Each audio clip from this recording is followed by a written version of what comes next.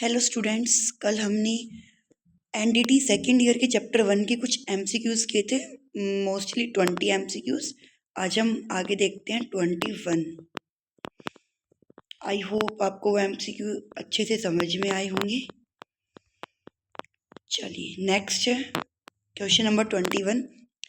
शिक्षा मनोविज्ञान में इंटेलिजेंस का क्या अर्थ होता है?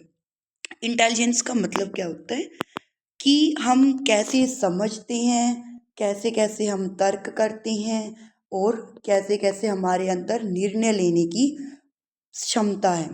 ठीक है, इंटेलिजेंस हम कहते हैं ना कि किसी की इंटेलिजेंस कितनी अच्छी है, तो उसके अकॉर्डिंग मतलब इंटेलिजेंसी का मतलब होता है कि वो जो बच्चा है, कोई व्यक्ति है, उसके समझने की, ठीक है, उसके तर्क वितर्क करने की, उसके निर्णय लेने की क्षमता कितनी बेटर है। ठीक है, वो होता है intelligence. Okay, next question number 22। Developmental characteristics से क्या तात्पर्य है? डेवलपमेंटल कैरेक्टरिस्टिक्स मतलब कि डेवलपमेंट होता है आगे बढ़ना, और उनकी विशेषताओं से हमारा क्या तात्पर्य है? व्यक्ति के शारीरिक, मानसिक और सामाजिक विकास से, कि जो व्यक्ति है, जो बच्चा है, वो फिजिकली, मेंटली और सोशली कैसे डेवलप कर रहा है, ये हमारी डेवलपमेंटल कैरेक्टरिस्टिक्स में आती है। ठीक है, नेक्स्ट है 23। शिक्षा मनोविज्ञान में पर्सनैलिटी का अध्ययन, व्यक्तित्व का अध्ययन, अपनी जो व्यक्तिगत पर्सनैलिटी है उसका अध्ययन हम क्यों किया जाता है?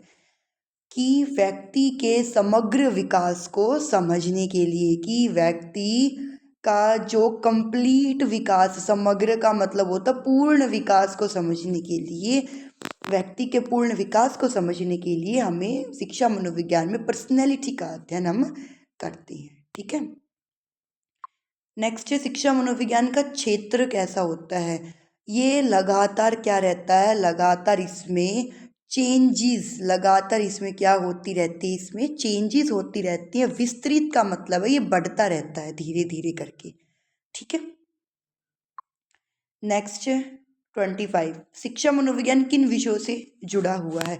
कि हम शिक्षा मनोविज्ञान के अंदर हम किन किन टॉपिक्स के बारे में, किन किन सब्जेक्ट के बारे में हम पढ़ते हैं।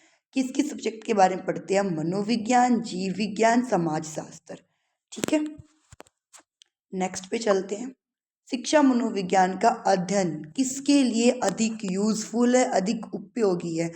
किस किस के लिए? शिक्षक के लिए भी और विद्यार्थी दोनों के लिए ही सॉरी, दोनों के लिए ही शिक्षा मनोविज्ञान बहुत ज़्यादा इम्पोर्टेंट है, यूज़फुल है। शिक्षक, टीचर, विद्यार्थी, स्टूडेंट्स दोनों के लिए ही शिक्षक मनोविज्ञान यूज़फुल है, उपयोगी है।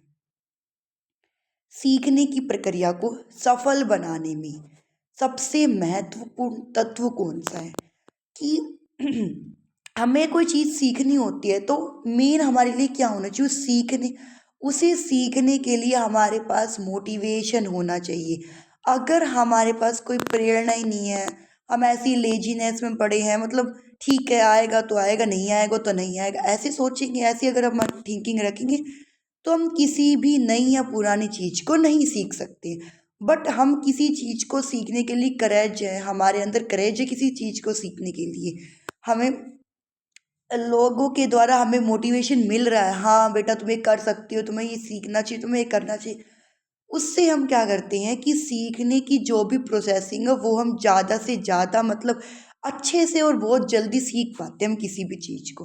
तो मेन इम्पोर्टेंट सीखने की प्रक्रिया को सक्सेस बनाने में सबसे इम्पोर्टेंट जो टर्म्स होता है, तत्व होता है, वो है अपना मोटिवेशन। ठीक है, शिक्षा मनोविज्ञान का अध्ययन करने से शिक्षक क्या प्रत्येक विद्यार्थी की आवश्यकता समझ सकता है। ठीक है, शिक्षा मनोविज्ञान का अगर अध्ययन शिक्षक करता है तो विद्यार्थी की आवश्यकता, कि विद्यार्थी किस परिस्थिति में कैसा व्यवहार करता है, विद्यार्थी को कैसे, किस प्रकार से हमें पढ़ाना चाहिए। जो बच्चा है वो प्यार से समझता है, थोड़ा सा डांट से, मतलब अलग अलग बच्चे की अलग अलग मेंटलिटी सिचुएशन होती है, उसके अकॉर्डिंग हमें बच्चों को समझाना पड़ता है। कोई बच्चा प्यार से भी मान जाता है, कोई प्यार से नहीं मानता, उसको थोड़ा सा, ज़्यादा भी नहीं बट थोड़ा सा हमें स्ट्रिक्ट होके भी बच्चों को पढ़ाना पड़ता है, ठीक है। तो उसके अकॉर्डिंग शिक्षा मनोविज्ञान शिक्षक को हेल्प करता है विद्यार्थी की आवश्यकताओं को समझने के लिए, उनके मनोभावों को समझने के लिए, बच्चा क्या चाहता है, ठीक है। नेक्स्ट है, शिक्षा मनोविज्ञान में अध्ययन विधियाँ किसके लिए आवश्यक है? अध्ययन विधियाँ क्यों दी गई है शिक्षा मनोविज्ञान में? जिससे हम, वही बात है, बच्चे के व्यवहार को समझे, उनको कैसे नियंत्रित करें। कोई बच्चा ज़्यादा गुस्से वाला है, उसको हम कैसे करें, कोई बच्चा ज़्यादा जिद्दी है, हम उसको कैसे कंट्रोल में करें, वो सब समझने के लिए अध्ययन विधियाँ शिक्षण मनोविज्ञान में ऐड की गई है, जिससे कि शिक्षक को ज़्यादा दिक्कतें नहीं होती है। नेक्स्ट है, शिक्षा मनोविज्ञान के अध्ययन से क्या क्या बेनिफिट होता है, लाभ होता है। मतलब अगर जो टीचर्स है वो शिक्षा मनोविज्ञान सीख लेता है, पढ़ लेता है, अध्ययन कर लेता है, उससे ना जो शिक्षण की प्रोसेस है, जो टीचिंग की जो प्रोसेसिंग है, वो शिक्षण प्रक्रिया है, वो अधिक प्रभावी बनती है कि हम कैसे कैसे टीचिंग लेवल को और मोर इफेक्टफुल बना सकते हैं, ठीक है, वो बता रहे हैं। नेक्स्ट क्वेश्चन है, शिक्षा मनोविज्ञान का मुख्य उद्देश्य, वही बात है, शिक्षण प्रक्रिया में सहायता करना, ठीक है, टीचिंग लेवल में सहायता करना कि कैसे कैसे हम टीचर्स हैं वो बच्चों को पढ़ा सकते हैं। नेक्स्ट है, एक मनोविज्ञान है, H.C. मॉरिसन के अनुसार शिक्षण क्या है? H.C. मॉरिसन ने शिक्षण को क्या माना है? अधिक विकसित व्यक्तित्व द्वारा कम विकसित व्यक्तित्व की सहायता। मतलब जो टीचर होता है अपने पास, टीचर, हम कहते हैं कि भाई हमारे अकॉर्डिंग टीचर को सब पता होता है, ठीक है। टीचर के द्वारा किसी भी बच्चे को समझाना, टीचर के द्वारा, टीचर क्या हो गया, ज़्यादा शिक्षित वाला व्यक्तित्व हो गया, ज़्यादा विकसित व्यक्तित्व हो गया, ठीक है। और स्टूडेंट क्या हो गया, कम विकसित वाला हो गया, क्योंकि वो बच्चा वो सीख रहा है, उसके अभी सीखने की करेजनेस है, वो भी सीखने में लगा हुआ है। तो किसी भी अधिक व्यक्तित्व, अधिक विकसित व्यक्तित्व के द्वारा कम विकसित व्यक्तित्व, मतलब टीचर के द्वारा किसी बच्चे को समझाना, हम ये मान सकते हैं, ठीक है।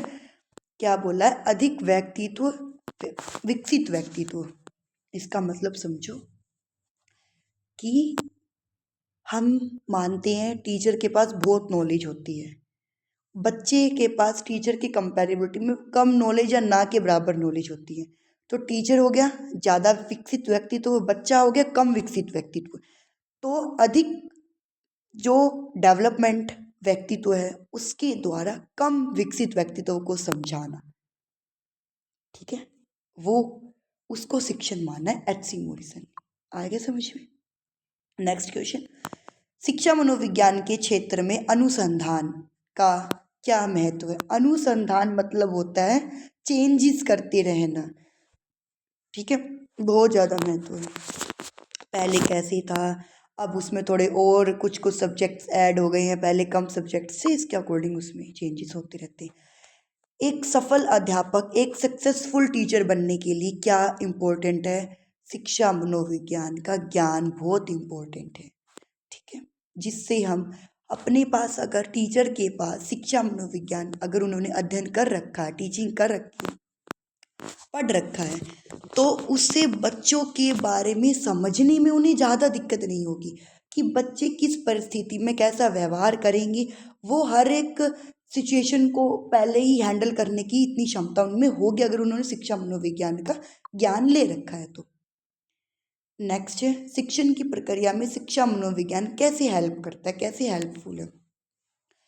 शिक्षण की प्रक्रिया में शिक्षण मनोविज्ञान ने बहुत सारी विधियाँ, अध्ययन विधियाँ बना रखी हैं, उससे उनको परिचित करवाकर।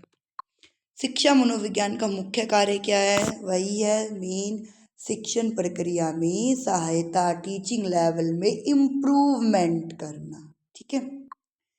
शिक्षण की प्रक्रिया में निर्देशन और परामर्श का क्या, कि इंस्ट्रक्शन देना, किसी को एडवाइस देने का भी बहुत ज़्यादा इम्पोर्टेंट महत्व रहता है। H.C. मॉरिसन की शिक्षण की परिभाषा में क्या प्रमुख है? व्यक्तित्व। अभी अभी हमने बताया था कि कम विकसित व्यक्तित्व लोगों को कौन ज़्यादा विकसित व्यक्तित्व वाले जो लोग हैं, व्यक्ति हैं, कम विकसित व्यक्तित्व को समझाते हैं। तो व्यक्तित्व का